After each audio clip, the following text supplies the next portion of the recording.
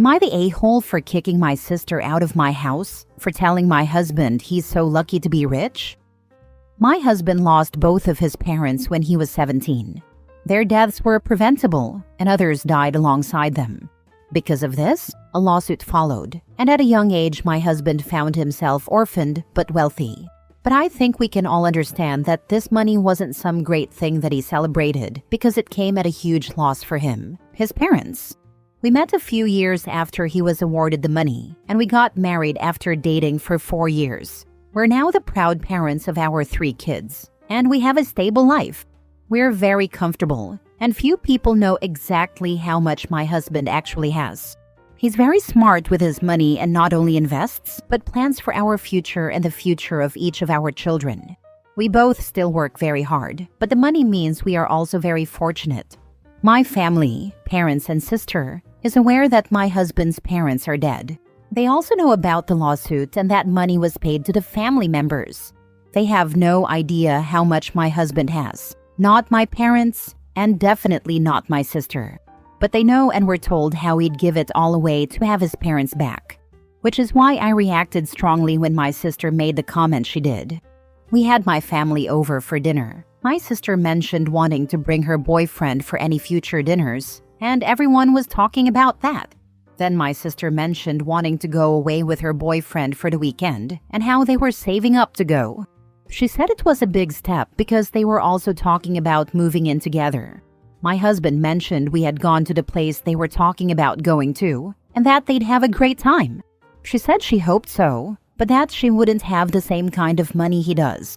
He told her we did nothing fancy there, which is 100% true. My parents wanted to know when they were thinking of moving in together. Things were going fine.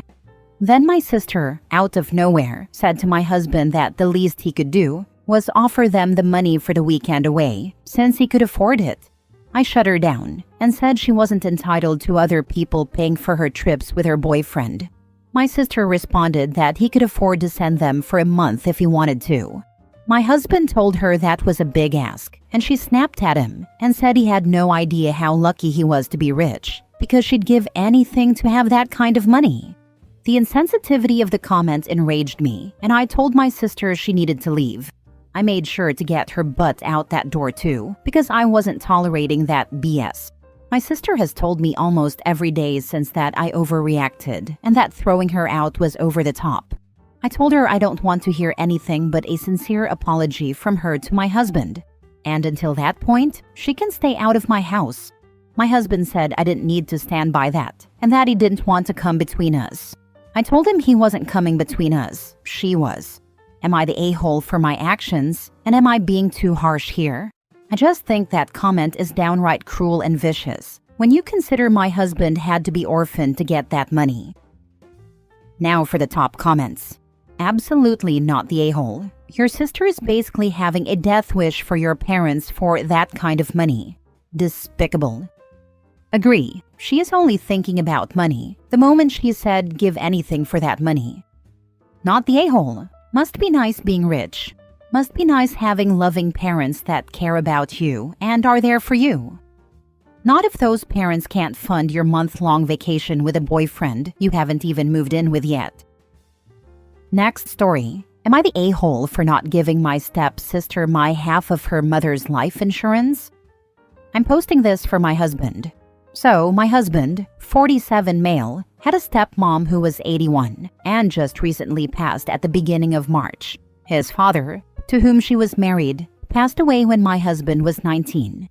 He died of cancer and knew it was coming, so he revised a will for his then wife and only child, my husband. The will was a little unusual. It stated that the home my husband's father owned would belong to both my husband and his current wife. However, his wife would be allowed to be the sole resident until she passed or decided to move out. Then the sole ownership would go to my husband. His wife was not allowed to will the home to her children or relatives. I'm not sure the term for this. It's like she owned it, but didn't fully own it. The reason behind this was that my husband's father was rather vindictive. He didn't care for his ex-wife very much, my husband's mother, and he didn't like his own stepkids either. So in the chance he passed while my husband was still under the age of 18, his ex-wife would have no sway over his son or the house, seeing as his current wife would have it and her kids would never have it, as when she passed, it would go to my husband. When his father passed, his stepmother gathered a few of his things up in garbage bags and left them on the porch of his dad's house for him and wouldn't let him inside. She also wouldn't let him have his TV, his pictures, his video games, or his childhood toys. He's sure those went to her grandkids. He said that was the last time she spoke to him, and her last words to him were, "The TV stays." So that was 28 years ago. Now to today. His stepmother died. Her daughter, 60s female, tried, unsuccessfully, to get half the house. She has no claim, according to the lawyers she spoke to. So there's now a little bad blood between her and my husband, but he's trying to remain amicable. Her mother just passed, and while he didn't like her, it was still her mother. However, we were contacted by his late stepmother's insurance company. Because she didn't name a beneficiary on the policy, my husband is entitled to half the payout. We don't know how much it is yet. His stepsister is furious and thinks it's unfair. She wants my husband to collect his half and give it to her. He is torn. He knows his stepmother kept all of his father's life insurance, even though she was trusted to give some to him. She kept most of his belongings and kept him out of his father's home. So he's bitter. Legally, the money is his, but he feels like morally it might not be. His stepmother hated him, and she would have never named him on her policy. Would he be the a-hole if he kept the money? Morally and legally, the money is his. Keep the money and just block the stepsister, not the a-hole. Yep, this. Screw her. She tried to take the house from him, so she has shown she would take it all if she could. So the stepmother got to live in a house that wasn't really hers for 28 years. She kept all of the contents, other than what she wanted rid of, the life insurance, and shut the son, OP's husband, out for nearly 3 decades. Assuming the stepsister was also a non-entity in his life based on the post. So it's time to remove the emotion from it. Be cold. This is what the black and white of it is. House is owned by OP's husband. Half the life insurance is owned by OP's husband. You can say plead, beg, threaten, whatever, but that's the plain and simple truth. In a case like this, you need to remove the emotion and just go with what's on paper, then move on. Sometimes that can be morally ambiguous, but not this time. There is no ambiguity in this at all. Take the house, take the money, move on. Not the a-hole. We haven't heard from stepsister until recently, when her mother started actively dying. She started reaching out then about plans for the house, which my husband doesn't have any plans yet. The emotions are raw, and he's hoping some of his old photos are in the house. He wants to be able to go through his father's things if any are left, and then decide what to do. She was pushing him to sell and split the money with her immediately. Next story. Am I the a-hole for asking my sister-in-law if she wanted to unalive my son just to prove she could get him to not have an allergic reaction in a specific restaurant? I, 33 male, am a stay-at-home dad. My wife and I have 3 children, Cal, 7, Tilly, 4, and Ro, 18 months. Cal is close in age to 2 of his cousins, aka sister-in-law's kids. One is in the same grade and class at school as him, and the other is just a year older. Sister-in-law typically takes her kids out to eat after school on Fridays, and also takes them window shopping and to an arcade. My wife and I let him go one time, and at the time sister-in-law said she didn't really know where they'd go to eat. We asked her to avoid a specific restaurant for Cal's sake. He has nut allergies and experiences different levels of reactions depending on his proximity to nuts. This particular restaurant uses nuts in basically everything and uses a lot of nut oils while cooking. We went there as a family a little over a year ago after being told they took allergies very seriously and had substitutions and very good standards for keeping allergens away from meals when needed. But the exposure while we were there still caused a reaction, and we left without eating because it wasn't worth it.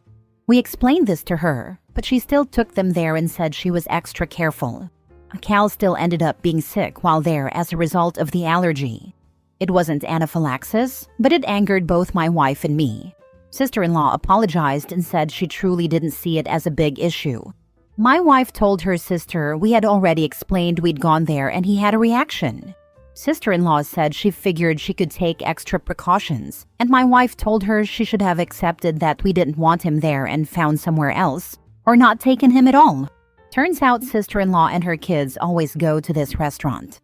They know it'll happen, even though she asks about 4 or 5 other places nearby. Which is why I don't want my son to join them on Fridays for their outings. Sister-in-law told me she wants to start taking Cal again, and her kids would love it, and since they're all so close in age, it makes sense. I told her I couldn't allow it, because I know where she takes them to eat, and it's not safe for Cal. Sister-in-law argued that they could end up somewhere else, and that she learned her lesson. I asked if that meant 100% she wouldn't go to that restaurant or order food from there. She said she didn't have to. I told her that wasn't a definitive confirmation that she'd avoid it. She talked to my wife about it, and my wife agreed with me. Sister-in-law said we're denying the kids precious cousin time, and that Cal would be well taken care of. We said the safety of our son is number one. Sister-in-law said I didn't give her a second chance to prove she had learned. And I told her she thought she had learned how to avoid it last time too. I said we don't have a lot of rules for taking our kids, but the health and safety aspect is something I won't ignore. I told her she could have always taken him for the window shopping and arcade and dropped him home if she wanted time. She said she would feel like a monster leaving him out of the meal and that she could figure out a way to make everyone safe and happy. I told her I didn't trust her to avoid that place, and she wasn't winning my trust on that with anything. I asked her if she wanted to kill Cal just to prove she could take him there without a reaction, while we can't. She called me a bastard and said I was making it sound significantly worse than it is, that all she wanted was to include him, and she was willing to find a way. She said I was basically calling her an evil monster and it wasn't fair. She tried to complain to my wife about what I said, but my wife backed me up and told her she wasn't reassuring us well, and she had the same concerns. Sister-in-law complained to her husband next, and he told me I went too far, and that saying she wanted to kill Cal was unfair. Maybe it was, but since she ignored the concerns we had and the past 2 incidents at the restaurant, I can't stop wondering how seriously she's taking this. Am I the a-hole? Now for the top comments. Am I missing something? After the first mistake, all she had to do was categorically promise you that she would not take your son to that restaurant again or order food there. Instead, she gave a non-committal answer and no reassurance for you. This is on her. You are not the a-hole. She is, though. Sounds like she's one of those people who don't believe allergies are serious. Sadly, there's a lot of them out there who just assume, it's just a rash. It won't kill you. I am also allergic to nuts, especially peanuts. When I was very young, like a teenager, my older sister, who knew I was allergic to nuts, cooked our fish in peanut oil. I had a severe reaction and had to be hospitalized overnight. Her excuse for using peanut oil was that she didn't think cooking in peanut oil was the same as eating peanuts or peanut butter. The truth is, she never believed I was allergic and was always trying to sneak peanuts into anything I ate. Now she overdoes it. At potlucks, she will make a sarcastic attempt to be mean by saying, "Any nuts? Any nuts? You know X can't eat nuts. No oil either." I know she's being mean because she's a person who never got over me going to the hospital. People who don't believe in allergies are a danger to those of us who have severe reactions. Last story. Am I the a-hole for refusing to speak to my ex-fiance before he died? Alright, I, 31 female, dated my ex Nico, 33 male, for 5 years, from 18 to 23. We were engaged, living together, and planning our future. I was pregnant, and I thought we had a great relationship. We sometimes had our ups and downs, but I never saw what happened coming. Basically, I discovered he was cheating on me a month before the wedding. He cheated on me with one of my closest friends, and some of my friends knew and didn't tell me. One finally broke down and decided to tell me everything. Needless to say, I was not only devastated, but angry and confused.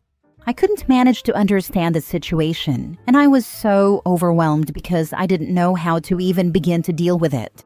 But I understood that the healthiest choice for me was to just disappear and start over somewhere else. And that's what I did. I blocked him and the friends who knew and didn't tell me, even the one who had told me, because she had kept it from me for over 2 months, and I didn't trust her. I deleted my social media, changed my number, and canceled all the wedding stuff behind his back. I also took all our money from our savings account and sold the ring. All the stress caused me to have a miscarriage, and no one knew about this because I had gone back to my hometown and was staying at a hotel. I literally didn't tell anyone I was leaving, but I did tell one of my former friends that he should tell Nico I had a miscarriage. I have no family, and back then, I knew I couldn't trust the people I called friends, so I chose to just keep everything to myself. I spent over a year traveling around Europe and Asia, and I finally settled in Ireland since I have nationality there thanks to my dad. I'm from South America, to clarify. I still had money thanks to my inheritance, and I bought a small apartment for myself and started working. I surrounded myself with some good new friends, started therapy, and I had multiple casual relationships. But it wasn't until I met Alex, 31 male, who's also from my country, that I fell in love again. I met him when I was 27, and it took me a while to trust him, but we eventually got serious. We got married last year, and early this year we moved back to our country. So, I started using social media eventually. My former friends and ex hadn't found out about it at first, but one of them eventually did. And they started sending me thousands of texts, especially my ex, who kept asking for us to have a simple talk, saying he still loved me, that he regretted everything, and hadn't been able to move on. This happened 3 years ago, and I chose to send one text to my ex telling him that I didn't hate him or resent him, but that he was just a part of my past, and as he knew, for me the past needs to stay buried. I once wanted to be with him for the rest of my life, but now I'm aware that he was not who I thought he was. And although our relationship taught me that people are not always who they seem to be, and I shouldn't trust people so easily, I see now that I wasted many years of my youth with him, and that's just it. I told him I was in love with someone else and not to try to talk to me again because he would never see my face in person again. And that was the end of it. After that, I blocked them all and put my account on private. Now, back to the present. I reconnected with one of my friends from the past, Melissa. She didn't know about the affair and had lost contact with our former group of friends because she didn't trust them due to what they did to me. She told me she had tried to contact me but had no idea how to do it. Although she's not friends with everyone else from before, she's still friends with one of Nico's cousins, who was never close with him but had always been pretty sad. From her, she found out that Nico was sick with cancer and wanted to speak to me. She told me that, according to Nico's cousin, he had no chance of making it, and he just wanted to speak to me. Melissa told me to do whatever felt right, and so did my husband, and I agreed. I decided not to speak to him and just told Melissa she should tell Nico's cousin that I didn't want to speak to Nico. My reason is simple. I put everything in the past. I healed from that situation. It was hard, but I did. I don't need closure, and I know I don't owe him anything. I have no feelings toward him. So, I recently found out from Melissa that Nico passed away. Now, his family is furious at me. They can't get to my social media accounts, but they got to my husband's. They told him that I was just a bitter witch who couldn't even grant the wish of a dying man to just speak to me. That's all he wanted. Alex just blocked all those accounts and put his account on private for a while and told me not to let them get to me, that I did nothing wrong. Although I truly didn't wish to speak with Nico, didn't have anything to say to him, and didn't want to hear anything from him either, I've begun to wonder if I should have just listened to what he had to say, just so that he would go without holding anything in. But I don't know if I truly believe that, or if I've just let the creeps from his family get to me. I don't know. Am I the a-hole? How is it that Melissa didn't know about the affair, but she somehow knew that your friends all knew about the affair and didn't tell you? Melissa cut them off after it was all discovered. I assume that after I was gone, they had to explain why I had disappeared. Not the a-hole. You already put the past behind of you. You moved on, and you didn't owe him anything.